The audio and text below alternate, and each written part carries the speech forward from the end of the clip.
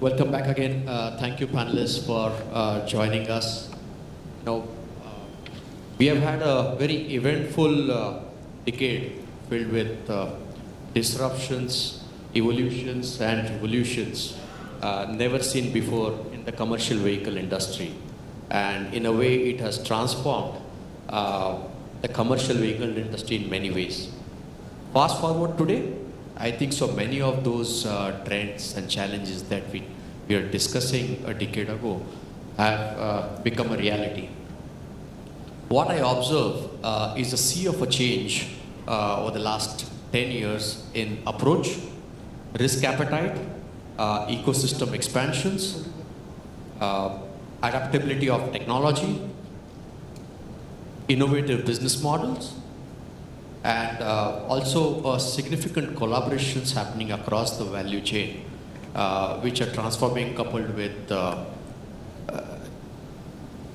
proactive government policies and regulations which have been supporting. More importantly, I'm happy that the debates are moving from discussing challenges on how it cannot happen versus discussing on solutions on how we can make it happen. So it's a very welcome change, and today we have an expert panelist with us, and we'd like to understand, as some of them have mentioned, on the scale of alternate fuel adaptations in India. How are we going to address the localization challenges? What are the future product and technologies that we should look forward for? And more importantly, how do we address the digital divide that we have today? So with this thoughts, let me open up the panel discussion for the day, beginning with Mr. Patwardhan. Mr. Patwardhan, thank you for joining us, and a very warm welcome. Thank you. Some of them just mentioned how the bus industry is likely to move. The big bus ambition, if I may call, and incentivization still revolves around the public sector, leaving the crucial part, which is the private sector, right? It's like playing with a 10% team, and with the current strike rate that we have, I'm not sure how are we going to win this race. So I'd like to have your thoughts on demand generations beyond state-owned buses as well as beyond the urban sector. Your thoughts, please, sir. So, thank you very much and good morning. So, I believe bus industry or overall general public transport is growing, and it will grow at much faster pace than it used to be. And for a simple reason, there are environmental pressures and roads are getting congested. If you go today to any hill station, you will see only cars and two-wheelers. So this is mostly happening because I believe that that fault lies on our side also. We have not been very proactive in providing people the right kind of solution what they require. All along those years, we have been providing same solution, and people want different kind of solution for different purposes. But now things are changing really very fast, and there are three things which are changing. First thing, because of environmental pressure, of course, things would change much faster in terms of type of the bus, fuel, and even regulation will change. Second is due to public demand. I mean, expectation of people are changing, and that is mainly because of change in technology. When I say change in technology not only in terms of vehicles, but in terms of our other parts also. Businesses are changing, travel patterns are changing, aggregators are coming in. So everything is changing. So change is only constant is a reality today, and everything every day is changing. So growth in bus industry, I believe that it would be much faster than before. But there are several challenges which we need to overcome to facilitate this growth or propagate this growth much faster. So first thing which we require to change is there are certain regulations which are hindering the growth of this sector. You can move from Kashmir to Kanyakumari by your personal vehicle without any hindrance. But when you go by buses, you will be stopped at least 100 locations during that journey. So that mindset of personal vehicle facilitation to moving people facilitation is required, and moving people is mostly done by buses. Just to give you some statistics, today out of total passenger trips done by public transport, all airlines put together, they carry something like around 2 lakh people per day. All railways put together, they carry something like about 3 crore people per day. When it comes to buses, it carries about 40 crore passenger trips per day. So this is the contribution of buses in public transport. Unfortunately, it has been ignored. Now focus is slowly coming on to public transport. I also blame a total ecosystem. First blame I would say is operator, but OEMs, just to give you some example, I have seen advertisements by two-wheeler that how two-wheeler is becoming a new public transport for people. So film shows that bus depots are being converted to two-wheeler parking. That ticket conductor is issuing parking tickets. Double-decker bus people are using as a houses. I feel ashamed. I have not seen even a single advertisement by any operator or bus manufacturers or anybody who is showing how comfortable, safe and good to travel is by bus. So people perception does matter. So if you keep on hampering on something that this is the new transport, you will have to use this. And if you facilitate growth of that particular sector, that sector is going to grow. If you plan for traffic, you will get traffic. If you plan to move people, you will see moving people more by public transport. So with this, I mean, I know many people, they need to talk. And I can keep on talking on public transport for a day. So thank you very much. I'm open thanks for sharing the thoughts. I will try and include everybody at the right pace. But I have a quick follow-up question for yourself.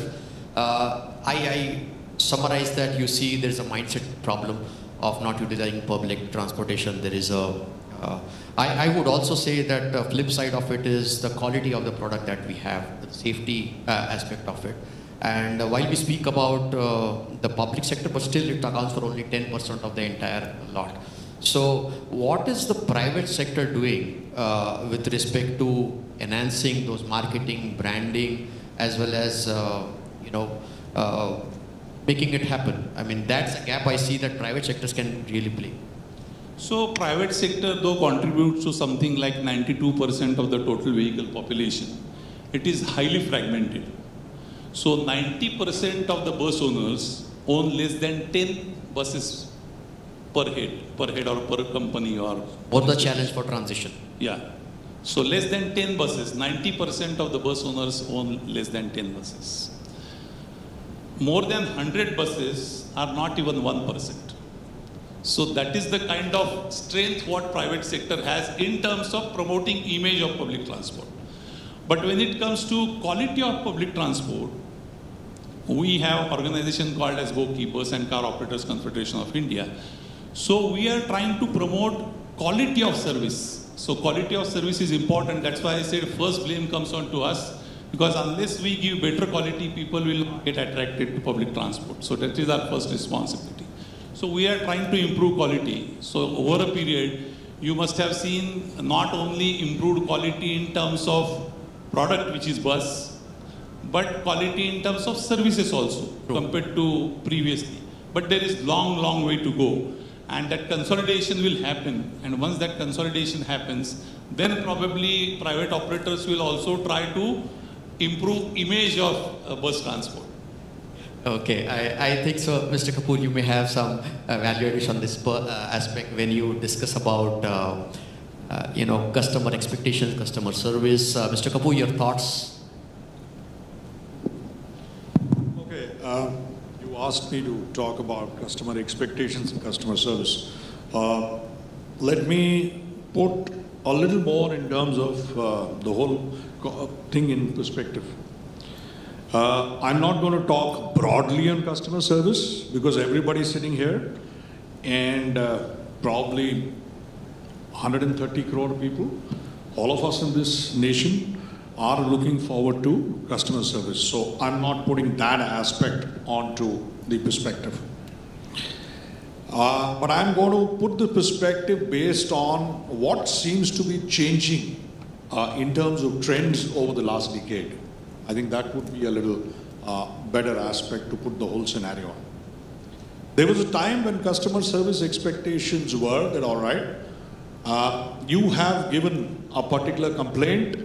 The complaint is about A, B, or C, and you require a resolution. That's point number one. Point number two, in terms of customer service, as far as, let's say, public transport is concerned, the service scenario becomes completely different, whereby you're not talking about complaint, but you're talking about delight of something that is actually moving. Now, in terms of the overall sense, things have changed on both perspectives. Today, the expectations in terms of customer delight has gone up, if I can put a figure to it, by around 72–73%. And there are a lot of reasons for it, right? Let me put one perspective on it in the last mile transportation industry, which is where I come from. Incidentally, one spoke about trends, expectations, customer service, and somebody also spoke about what are the trends that are changing. One thing I would like to mention, and you mentioned a neighboring nation of ours, neighbor plus one, and now I'm going to refer to that. Today, in the electric vehicle three-wheeler industry, I don't know how many of you know this, but in the electric vehicle three-wheeler industry, it is India last year which is number one, and not our neighbor. I think people should understand that.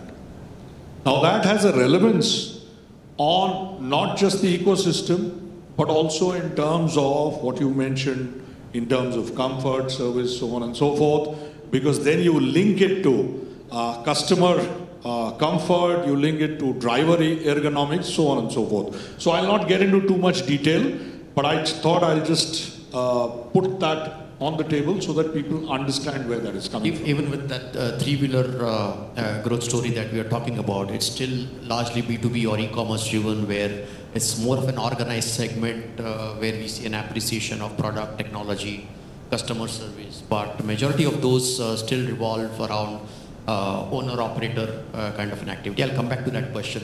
Mr. Khurana, your thoughts on how you could probably address this big gap of a mind shift that we require. You come from that background, and I'd like to have your thoughts on customer service and flexibilities, given the fact that today railway is a tough ask to get tickets, airfare becoming almost unaffordable for many. So that's where we believe the public transportation and ease of access is very important. Your thoughts on this?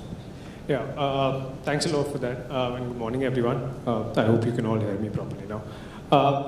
I think this sentence that you spoke, the last sentence, where you said airfare first, and then railways, and then you said buses or any other sort of shared transportation as an option C, I think that itself is the mindset change that we need, in people. Buses or in general shared transportation is not seen as the first option that people want to take. You want to look at the railway tickets first. If you don't get a railway ticket, and if you can afford the airfare, then you take an airfare. If not, then you want to take your car. And if not, then you probably want to look at buses as one of the options. And I understand that quality is one of the things which is paramount in terms of driving this decision for people and getting people over the line. I strongly believe that there are three factors which are going to come at play, which are already at play, but are going to, slowly start improving. I think the first thing is what Mr. Patwardhan already spoke about, which is that this is an extremely fragmented sector. And not only is this an extremely fragmented sector, it's also not very well supported by regulations and by infrastructure by the government. 92% of this industry does not have terminals where they can do pickups and drop-offs from. You can go ahead and commit as much as you want to as a tech-based aggregator. I want to commit that all of my buses will run punctually on time. But you go and see any bus terminal which is publicly operated, and then you look at the private, counterpart of it, you will know that the infrastructure by itself is not enabling you to deliver that kind of a service. So irrespective of how good your bus is, irrespective of how trained your driver and your staff is, the road is just not meant for you to pick up from there. And imagine 92% of all of your buses are doing curbside pickups and do not have any infrastructure support. To add to it, permit clarity and entry, exit regulations, which again was spoken about, that becomes the second issue. So in general, the industry is not well supported through a foundation which is going to help you put all of the bases in place to deliver strong quality. However, there are two things which I believe are strongly changing. One is that there's more and more consolidation which is happening in this industry. We've seen consolidation happen across all fragmented sectors up until now. You can look at gyms with Cult, you can look at hotels with Oyo, you can look at some of these different industries, and you will see that now with tech-based players like Flixbus or some of the other incumbents also who are there, we are trying to get together these 5, 10, 15 bus owners, put them all under our brand umbrella, and try to add a layer of quality, safety, and better customer service on top of it. What this is going to help do, and what it is already doing, is moving bus from maybe option C to an option B. True. Or like slowly in the long run moving it higher up as well. So there is a strong push from the industry and from the stakeholders to improve the overall customer experience. And I think as this gets compounded over time and as word of mouth sort of gets better and better, where people have this experience and then go around and tell people that, oh, I took a bus last night and it was a very comfortable journey. Came on time, the host was proactive, I was able to track my bus, it had a 2-point seat belt on all of the seats and so on. So you're able to add and you're able to, sort of consolidate all of that into a much better quality product. And I think the last thing is, more or less, I think it's the civic sentiment that needs to be addressed. I was looking at, like in my past role, I was looking at Uber bus and shuttle for Uber in like some of the other markets in the world. It's very strange and it's very peculiar also that most of the developed world wants to first look at public transportation and then look at private transportation. Obviously, there's also incentives that come into play, like owning a car in London or in Amsterdam or in New York is insanely expensive. So obviously people are pushed to it, but there is this quote that you're not a developed nation if everyone owns a car, but you're a developed nation if everyone is taking shared transportation. So I think the third thing is also around public sentiment and civic sentiment, that more and more people, and this is happening right now as we speak, are realizing that the more shared transportation we take, the lesser our carbon footprint is going to be, and the better we are going to make our roads, because it falls upon all of us. When we talk about congestion, if I am able to take a bus from point A to point B as opposed to taking my car, I am not contributing towards it, irrespective of what the trade-off may be. So I think these 2-3 things need to come into play. There's the the regulatory side and the fundamental setup and infrastructure that needs to get better. There is more commitment from stakeholders in this industry to want to push it forward. And then there's also the demand generation that needs to happen. There is a bridge in the middle right now, which we are experiencing, which is investment, which is coming through a lot of industry players to try to fill this demand gap by better incentivization and by better network planning and by technology coming into play. It'll take some time, but I strongly believe that this nature of the business is going to shift towards a shared mobility mode. Yeah, we believe so. And I'd like to counter a thought that you had that regulations have to play in factor, but we're all for profit business here, and we need to create products which change those mindsets. You see metro, what has happened, people are taking that because the product is good. You see electrification of buses, the product intrinsically is good. So it's a wrong analogy, but if you give a good beer, you don't mind the brand, right? You'll go and get it. So it's a similar logic, I think. So the millennials or the Gen Z of today will need products which meet their requirement. And I think so from supply side perspective, Zoe, I'd like to have your thoughts that you have heard the demand side saying, the product, the aggregations that we have in terms of small or single owner fleet operators. From supply side perspective, how do we scale this up? I just heard in the morning that, now supply side has become a problem and demand is not a problem. So how do we scale this up from your perspective? I'll just touch upon the 2-3 value proposition, I think what Mr. Pradhan and Khurana talked about. At ICA also, when we are looking at a product, we are not only looking at electrification. The first value proposition which we are talking about is to give a bus which gives a flight kind of experience. Whether it is about driver comfort, about the whole passenger experience, and especially on the suspension side. And I think there is a very clear example when premium buses came from Volvo. Even though it were expensive, people were ready to pay premium. I think that is something which we need to enhance the value proposition from the customer side as well. And I think that's where we are doing. The second part on the value proposition which we are working at ICA is on the 3R philosophy, that our product has to be the best range possible. So we are working on a lot on making this vehicle very, very efficient. The second is on the reliability side. The number of ECUs, number of electrical components which has gone in the vehicle has gone exponentially up, right? And I think reliability is one of the very, very important aspects. The third is on the repairability. Today, most of your powertrain and power electronics are not repairable, and I think we need to make it repairable because this vehicle has to last for 10 years and 15 years, right? The other part on the supply chain, I think what Mr. Ariyar also put one of the factors, which is the cost parity. And here I would like to say that we are seeing 2-3 challenges. One, there is a very clear demand which is available in the market because of the CSL tenders and government putting tenders. The first level of constraint today is on the capacity. I think capacity is not there, and so we are also building capacity, and then the second constraint will definitely come from the supply chain side. There are 2-3 challenges on the supply chain side which we see. One is most of the technology is still coming from outside. They are being made in India, but they are not designed in India. And I think that's something which we need to move forward, because one of the key aspects on the reliability and the support or the service support which we need to give. A quick follow-up question. You mentioned that we still are importing. So as a supplier, are we saying that we do not have localized vendor who are capable to replicate or better the technology in India? No, there are, the skill level exists in India. I think it's only, the thought process which has to change, that we can do something in India.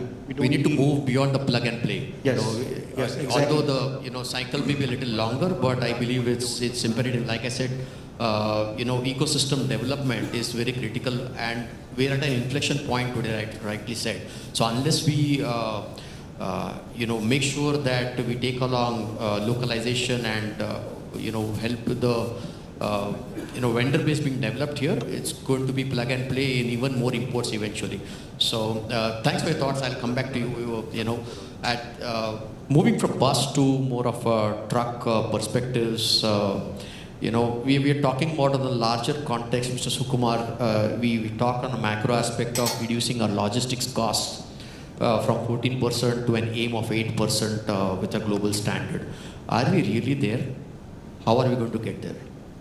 Okay, good morning. Thanks for this, and thanks for having me here. I represent the logistics company, TVS Supply Chain Solution. Just one thing, whenever we talk logistics or supply chain, we seem to talk costs. Please look at us as value adders and not just cost reducers. I think we do a lot more than just reducing cost. So, a few things, and I will try and address that question. It's a great question. How do we reduce logistics costs below 14%? Which is kind of in the single digit in world GDP. Clearly, you all know in India, 3 things have been taking place. There's been a great infrastructure boost. There's been technology through the ULIP platform. There has been other things like GST, which has made life easy for all of us. So all of these are clearly enablers to value add and reduce cost. What are the other trends that we see which have a direct bearing on the cost reduction? There is a lot of transformation going on in terms of distribution strategies that companies are employing. That's good news for the CV forum, because that means more sales of commercial vehicles. People are scaling down from a 30 warehouse or a 40 warehouse network to a 6 warehouse network and a pan-India distribution. That's a clear trend that's happening. That will eventually, when you see it in totality, it will reduce the cost of warehousing and increase perhaps the spend on transportation, but I believe there is efficiencies in transport consolidation which will benefit the industry. The second is, of course, tech. It is very easy to, people, all of you have heard about the ULIP. I don't know how many use the ULIP. Companies like us do use the ULIP, the Sarthi site or the Vahan site, where Mr. Arya in the morning had spoken about safety and so many other things in terms of compliance. You actually in real time can get data which will enable you to make sure that you optimize networks, you optimize trucks, you reduce, you overall make sure that you have the right routes that you're following, you make sure that you have the people, drivers, vehicles which are compliant to standard. The third topic in this area is all about IoT, and I think the gentleman from Tata Communications covered that very nicely. All about IoT, all about sensors, all about optimization. And I know it is easy to trouble a truck driver and constantly look at how much fuel he's using and how much air conditioning he's using and make his life miserable. But the reality is that these are resulting in models which companies like us actually use. It's not a myth anymore, it is reality. We work along with perhaps companies like what Ms. Rima represents, and in terms of actually delivering value. And the last one is about talent and diversity and skilling. This is something which is a real challenge. How do you get people to constantly operate, do what they have to do? This is something which people like us are investing in training schools in terms of what we can do to help over here. I slightly longish answer, but I hope it answered your question. No, thanks. I have a couple of follow-up questions. I'll come back to you on that are evolving as we move from rigid to tractor-trailer also. And what portion of these technological adaptations are really happening? You're talking about IC engines technology or? ICE, please. Yeah. Okay. Thanks to CBF Forum for this wonderful opportunity. So, after BS6, we see a lot of focus on fleets towards from the initial upfront cost to the total cost of ownership. So now the fleets are more and more looking towards more kilometers per day and as such, and more reliability, and also reduce the total cost of ownership. So based on this, some of the technologies which are trending towards are like those technologies which increase the fuel efficiency in the AMT, automatic manual transmission, which improves both safety as well as fuel efficiency as well as driver comfort. So this is one technology which addresses all the three components. Then many of the OEMs are also looking at improving the safety, like Mr. Arya spoke in the morning. Many of them looking at reducing the downtime due to accidents. A typical large fleet has somewhere between 2% of the vehicles which are always down with accidents. So the ADAS is one technology which is many of them are looking at. Mr. Arya also talked about a 90% reduction in accidents, which is only an entry level technology. What is, we call it as a driver state monitoring, as a passive safety technology. There are also OEMs working on active safety technologies, like starting with the electronic stability control, which reduces the speed even if the driver is overspeeding at a particular turn or something. Then coming to the AEB, that is the advanced emergency braking, which like for example, every year we hear about in the north, when the winter comes, in the fog, many vehicles are colliding one behind others. So those type of situations, AEB will automatically brake. Then there are many other technologies, like for example, some of the bus STUs, they wanted a technology when the driver takes the vehicle from, they want something like whether there is something called a moving off information system. Like something is in front of the vehicle, driver has not seen, but the technology can automatically see it and alert the driver. And then there are some blind spot warning systems. So these type of, there are overall some 11 technologies we are talking about in ADAS. So that is one trend which is going on in the industry.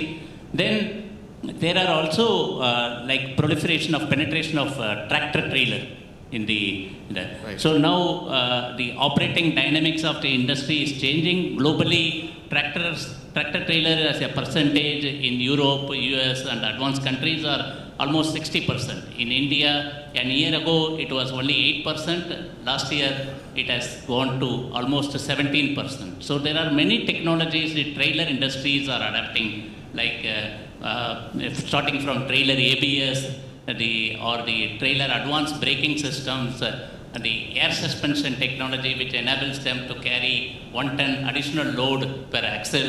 Then along with the air suspension, there are also lift axle control systems, automatic lift. Now there are many innovations which are coming in lift axle systems, like you can program it to automatically lift when the load is more or when the turning is there, or even you can link it with a connectivity device, and when there is a turn is coming up, then you can also do predictive lift axle control.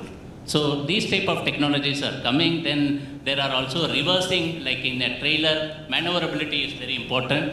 So automatic reversing controls are available. Then there are on those fronts. So I'm Skill going to touch development. base on some points, Jinal. One is when we are using technology, first we have to understand. Owners have to understand. When owners understand, it becomes easier to skill your people downline, right? And first you use it, first you understand, and then you explain. You expect your people, you can't expect, of course OEMs help us a lot when they come up, like a transition from BS4 to BS6. Earlier BS4 you could get, kuch bhi toot gaya, on the highway it could get repaired. Now that is not the thing. So OEMs really help us in a lot of training to drivers on safety, how to drive, how to brake, So it's a more of a collaborative approach is what you're saying, right? So I'll tell you what we do. So it is so we are a very compliant company because we deal with pharma clients. So there's constant audit which takes place. Okay. And when we get audited, there's a lot of learning. And when we learn, we understand, okay, this is the need of an hour, this is what they need to understand. At the same time, when we also employ a new driver, he's not put on job straight. He has to go through a training, he has to understand, because we are into refrigerated, we are basically a cold chain transporter. So he will be followed as a senior driver. And there are a lot of technical things which he has to understand. Like what is the temperature going on? In an era of driver shortage, you are having a senior driver with... a senior driver, the first few trips will be with the senior. So that is very important. Because the senior driver has been with us and he also understands how the truck works. So that training happens, OEM's training happens. So a smallest thing I'll also just include, this nothing to do with technology, but how they have to even park the vehicle for safety. Like you said, for customers' products. Because even if... Quick question on electrification. Mr. Patwardhan has said that electrification in public transport will definitely go on a larger scale in coming days. So two parts of my question. One is partnering with OEM itself, because initial acquisition cost of these vehicles are higher. So partnering with OEM might help growing this business and taking the shape in the future. That is one part. Do you see any possibility in the future of such kind of collaboration with OEM itself? And the second part is about the battery itself. Once vehicle has attained its life, the battery disposal and management of those unused batteries is going to be a challenging thing for all of us. So are there any regulations or how we are partnering for those also? Because it's not only the operation but also to manage these kinds of hazardous waste which will come out. So those are the two aspects where we want your quick thoughts. Operators would be happy to work with OEMs. So let me assure you that. So be sure that we will be with you. And secondly, after life of batteries, I think battery banks will come, because even if you require as a UPS or big battery banks, when say for example somebody is using solar and he wants to store his electricity, so those kind of things, those batteries can be secondary utilized. applications here. So secondary applications will evolve. this entire ecosystem is yet at very nascent stage. So everything will get evolved. Like somebody asked on scrapping also. So everything is evolving. So we are under constant change for next many years, I think. Perfect. India will remain fuel agnostic. Let's be pretty much clear about it. We have 724 districts, all India. In terms of electrification, the first fundamental is the grid, right? Second, then comes the infrastructure. And then, of course, comes the rest of the scenario. So that's point number one. You mentioned about I think your first question was on the electrification, right? Beyond B2B. Now, as far as beyond B2B is concerned, let me give you a sense. People think B2B is the largest segment of the overall commercial vehicle scenario. May be true, but as he rightly mentioned, buses need not necessarily be personal transportation, which is B2B, point number one. And that's a very large portion of, commuting and movement. Secondly, when you look at last mile transportation, B2B is only about 15 to 18% of the business.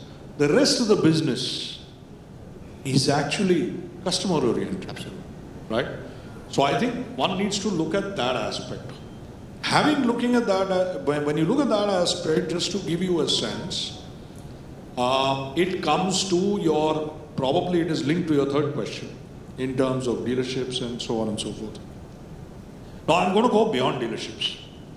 And the reason for that is pretty simple, because when you come to B2C and when you come to customer service per se, one needs to develop and upgrade the skill set of various people who are giving service. When I say service, I mean post-sale service. I'm referring to that aspect. Sure.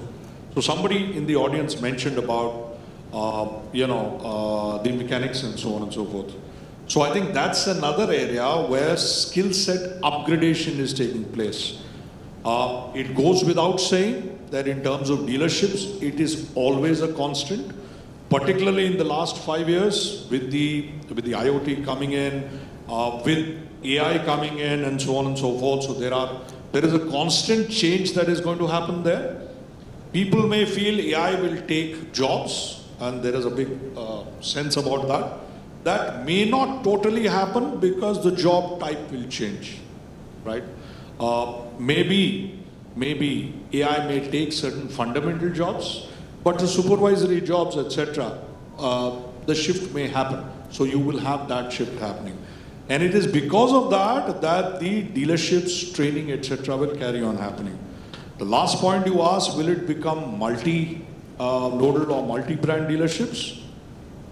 The trend says that the current trend from the point of view of giving service would continue. It has some kind of a benefit to the customer. So I think because of the benefit to the customer, this kind of fundamental distribution will probably continue. I hope I've answered those. Interesting, thank you. A similar line of question, Mr. Patwardhan. Even in the bus segment, we are looking at almost, you rightly said, almost 80 to 90% of those are less than 10 bus owners. So in an era of technology, in an era where we are looking at more capex oriented, bus purchases, Mr.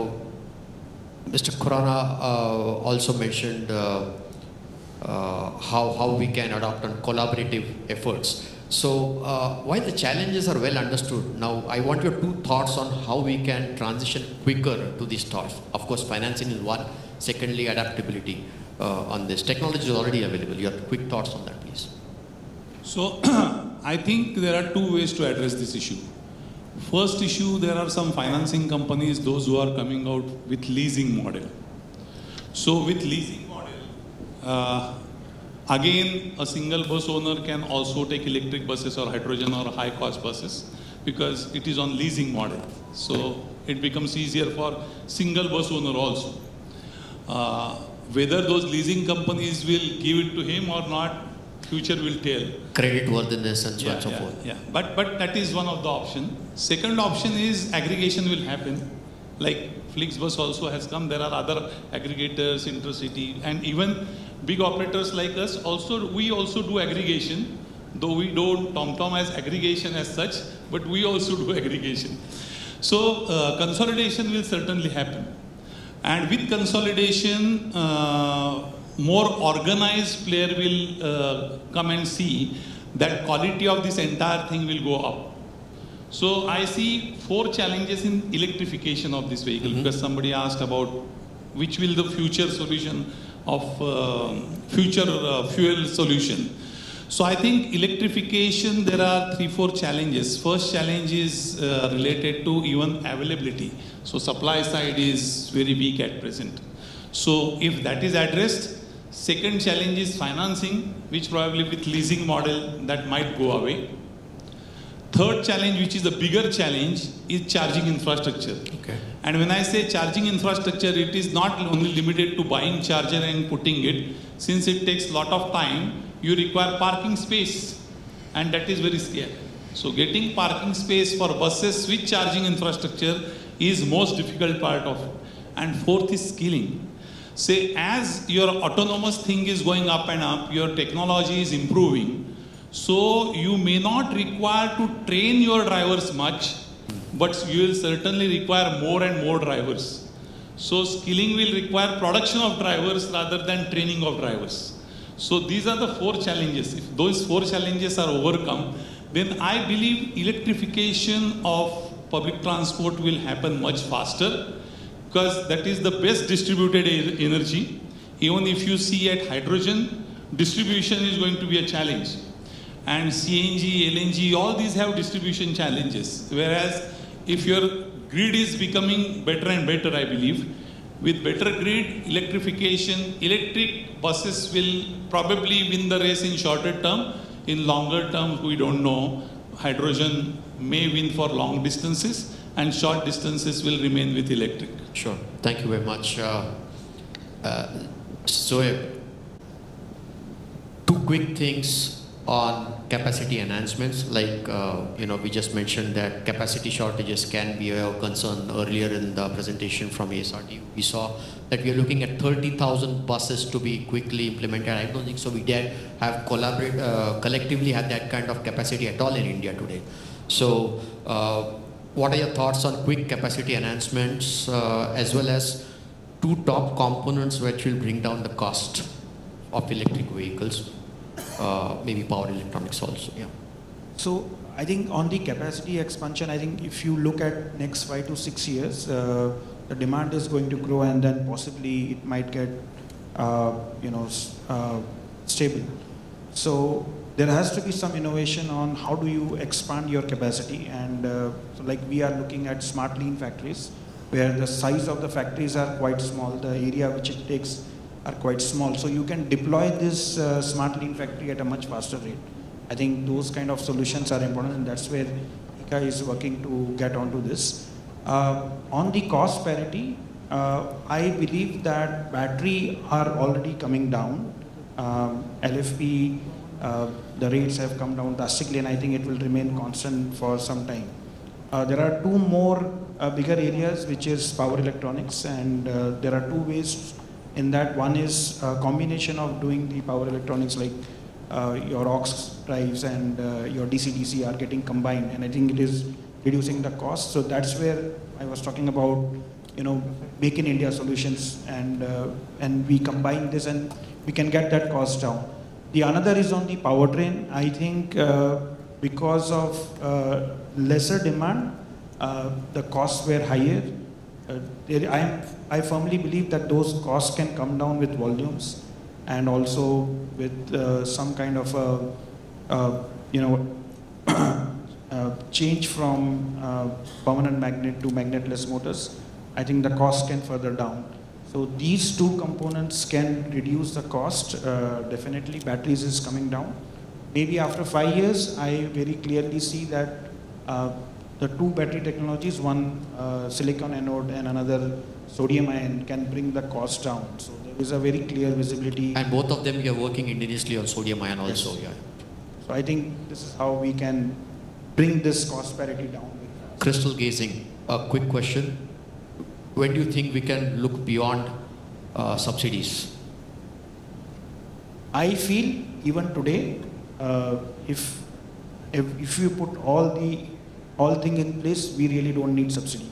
No, putting all things in place, Yes. like you said, so, some challenges. So charging infrastructure, financing at the right this thing. Only thing is we need to take focus on certain use case, and I think one of the use cases beyond 250 kilometers on intercity operation. Even Dr. Surya mentioned about this, and we have to all come together and create a success stories. We can't do it separately. We need to take 4 or 5 highways or routes and completely electrify it. You're categorically not giving me number. Anyways, I'll come to Mr. Sukumar. In the ETA culture and with the focus on multimodal transportation, do you see a system level connectivity a reality given the fragmented nature of logistic transportation that we have today? Because it's you come from very organized background and very resourceful background, but 70-80% of highly fragmented. When do we have truly connected transportation ecosystem?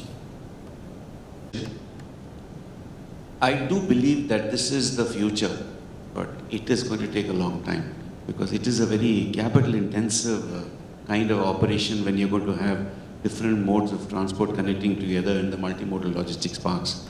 I do believe it will take some time. It's not going to be a very easy journey to reach there. True. We are just short of time.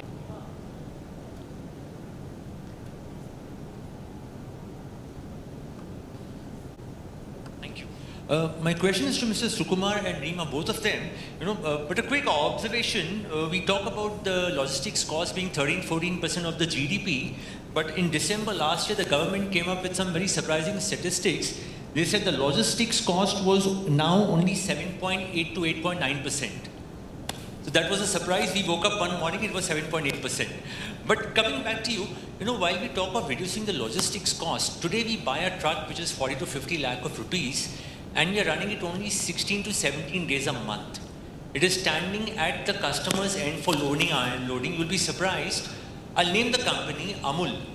A loaded truck with the AC on, the engine on, is standing outside for 4 days to unload. How do we improve this efficiency? What are you guys doing about it? Very tough to do anything. Luckily, because I'm in pharma, but we also do confectionaries and we also work with some FMCG clients. And you really can't, all you can do is keep pestering the client to say to unload the vehicle.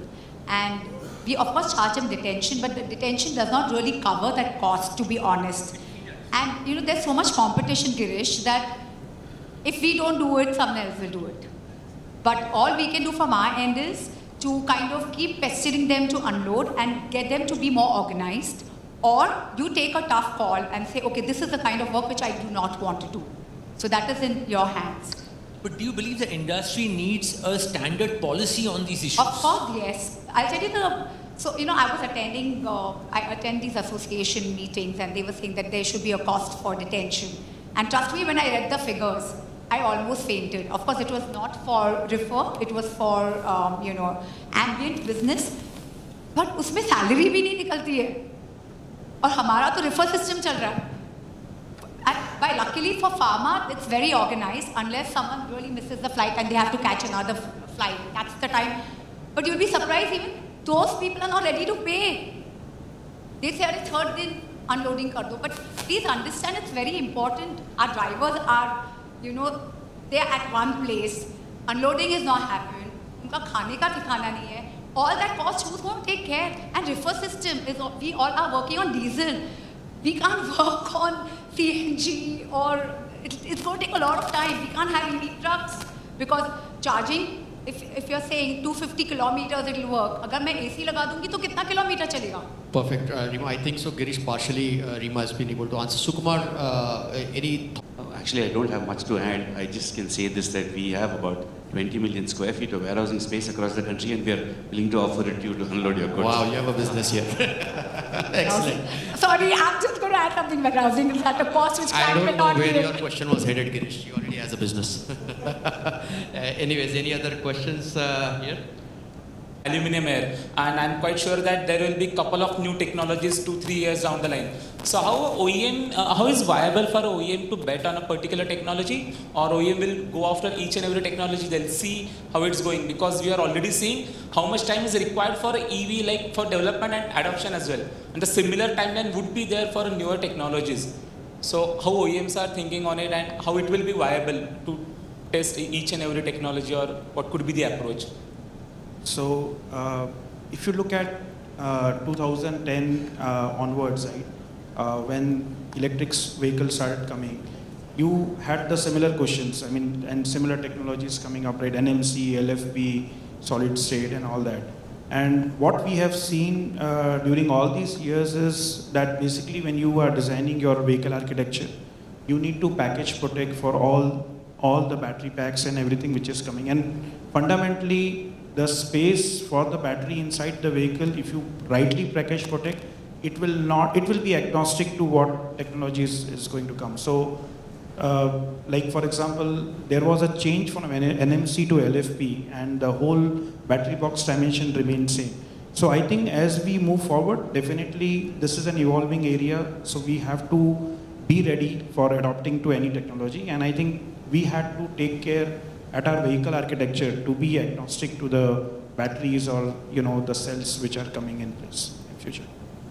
Quick question on electrification. Mr. Patwardhan has said that electrification in public transport will definitely go on a larger scale in coming days.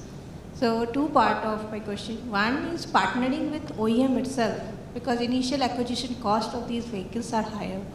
So partnering with OEM might help growing this business and taking the shape in the future. That is one part.